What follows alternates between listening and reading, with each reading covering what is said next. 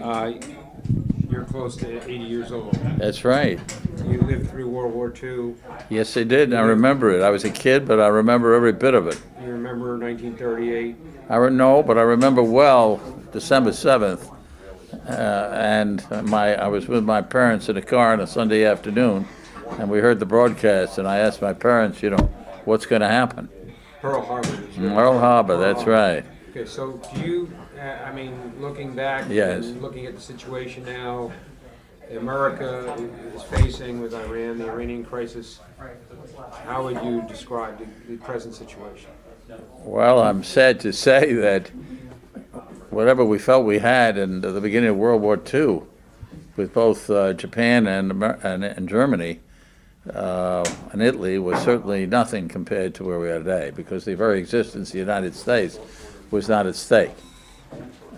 Today, and even with the Soviet Union, or in the Cold War, as was said here today at this conference, in the end, they wanted to survive.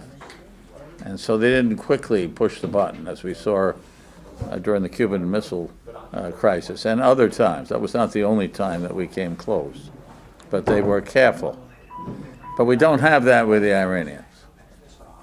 In fact, it may be an incentive for them to push the button or to attack us, and even if they know they're going to be destroyed. So we have an implacable enemy, and they say they're going to do it. And I remember Prime Minister began talking at the commemoration of the Holocaust. He said the next time that somebody says they'll kill the Jews, we'll believe them. Well, this is not just the Jews, this is the Americans. And I have to say that as an American who has a son in Israel and 4 grandsons, 2 of whom are going into the IDF for the next year, that I'm more concerned about my other 3 grandsons here in New York than I am about the ones in Israel. I feel one way or another the Israelis will give an account of themselves that will go ahead and have the Iranian mullahs pause before they go ahead and attack Israel. But they won't pause with America because they know that there's no real consequence to them, that Obama will not take action. He'll say, well, we don't know who did it. Or if we do know who did it, they'll say, what are we going to do? Kill all those innocent people? So I'm extremely, extremely fearful. And that's why we have this meeting here. That's why we founded Impact America. And that's why we're working all the time to figure out how to warn America about it. But it's not an easy thing. And I'm concerned, and thank God we had people here like Ambassador Bolton, General McInerney, Mort Klein, Frank Gaffney, and I hope in 6 weeks or so, or a month, 2 months, we'll have even a larger group, and then a larger group, and that they'll all speak out and say to America, wake up. Wake up. But go ahead, I'm sorry, I talked so long, one answer. You're a successful businessman, one of the most successful in the country. I'm not one of the most successful in the country. The largest dealership in what Israel specializes in as well, which is the land of milk and honey. So you certainly fulfill the milk part. Largest distributor of milk in the probably in the United States today. No. Certainly in the eastern. No, we're not in that either. You got those facts wrong. But be that as it may, I'm in the dairy business. My father came before me, so it was easier to do than one might suspect. But I'm in the food business too, and we're lucky, and we have a lot of good people associated with us. But go ahead. Well, you're a successful businessman, so we're in the most perilous, most critical time in the history of the world, and probably certainly in the history of the United States. It's worse than 1938, and you're a successful businessman, and you want to affect change. Obviously, you believe that we can affect change. Today's conference certainly moved the mountain a couple inches, maybe a couple feet. Do you think we can accomplish this goal? Do you think the American public will come forward and do what it has to do so that the Iranian threat is finally taken care of? Well, it's going to take a lot more than me and the people associated with me. But if everybody who feels deeply about our country starts to pay attention and starts to act and to believe that one man or a few men or a few women can make a difference, we will succeed in saving our country. You have to believe that, and you have to act like it. I know my own wife, who is an extraordinary lady. Some people think she's the direct descendant of Queen Esther because of many qualities she has. But she says to me, "You're doing the job of government. It's not possible that you're going to affect what American government does." And I said, well, there's plenty of history of people or few people who have made a difference. And I truly believe that with the help of people like Dr. Frager, who's interviewing me, and the others who spoke here today, that we can multiply the people who devote their lives to trying to go ahead and save our country and to protect our country, and we can cause things to change. I mean, we've seen here just in the last few weeks that the Obamacare fraud, which has been a fraud, is suddenly causing Democrats, who seem to be slaves to the president, to speak up and separate themselves from him, and to start to say, yes, we must do something. Now, maybe Bill Clinton, for instance, has another agenda because of his wife, but he said, boys, do something. And Obama did do something. He put it off a year. That doesn't mean it's very meaningful, but it certainly means that he had to do something, even though he's a second-termer, and he's more concerned, it appears to all of us, with changing America than he is with the survival of his party.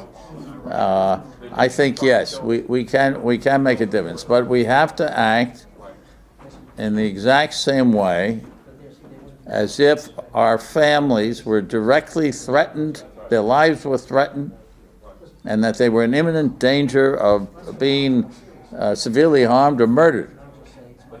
If we had that type of situation, there's nothing we wouldn't do. We would be running around with energy that we didn't believe we had. We'd go over the top. Well, that's what we have to think of right now, because if we don't go over the top, I truly believe that there will be a world without America. And I cannot urge Americans to do everything they possibly can. I also do the same thing for Israelis. I think Israelis, fortunately, have, or unfortunately, having been surrounded by enemies since before the beginning of the state, have become a nation of soldiers and a nation of people who are aware that they could be overwhelmed. But they have to do much better. Unfortunately, our Prime Minister, Netanyahu, had the opportunity to go ahead and take out, or do his best to take out, the Iranian nuclear program a year ago and a year before that, and he didn't do it because I guess he was threatened by Obama and his people, and he decided he'd kick it down the road. And so what's happened now is in a much, much worse situation, because just as we heard today, the Obama administration, in fact, it's saying, and it was in the New York Times today, well, we're taking care of this. We're making a deal. How could you possibly go ahead and preempt, this whole deal now? And so it's going to be more difficult, but boy, if he doesn't do it, I think the very existence of Israel is also at great risk, at high risk. And I urge all Israelis to immediately put pressure on their prime minister and their elected officials to do what's necessary to protect the existence of Eretz Yisrael, the Jewish people, because it is the Jewish people. If anything happens to Israel, there's no more Jewish people. So we'll end thousands of years And God, and I hear many times from religious Jews about how God will, we're going to trust in Hashem. We are supposed to trust in Hashem, but He wants us to do our job, and we better do it. And when someone says they're going to kill you, and says it repeatedly, and is about to get nuclear bombs, you'd better take those bombs out, even if it means an extraordinary, risky venture. So those are my thoughts, at least, about what I would do. About the particulars, because you asked, the first thing I'm going to do is I'm going to go to every wise man with great knowledge in this area, and I'm going to ask him to please help and to please speak out publicly. And then I'm going to present him with a forum here at the National Press Club or another venue. And I'll do this. We'll do this every week, every month, or every couple of months, and we'll try to make it like a snowball, so that this little group that we had today, which had some very distinguished people, including John Bolton, who's become something of a friend here, I think, today. He said, "I want to help. I want to keep helping. I congratulate you." He said, "Now, let me know what you want. Give me his card." And I said, we want to ask people to help us. We want to ask people like General Petraeus, a great general, to come out of his house and come out and stand up in front of the American people and say, based on my years of military experience, the very existence of America is at stake. And other great generals and admirals and defense officials, by the dozen. And they should all speak out. In fact, I think of the words that I heard. I think it was Rabbi Kook speaking at a particular occasion, and he says, "Where are our leaders? Where are the people?" I think he was actually talking about towns at the time. But I'd like to say, where are our generals? Where are our political leaders? Where are the justices? And let them all rise up and speak out. They were entrusted by the people to protect them. I mean, needless to say, the ultimate person who's supposed to protect us is the President of the United States. It's part of his oath of office.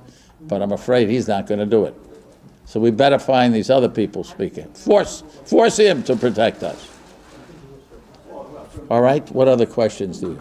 That's it? I think that's good. All right, I want to thank you so much for taking the time.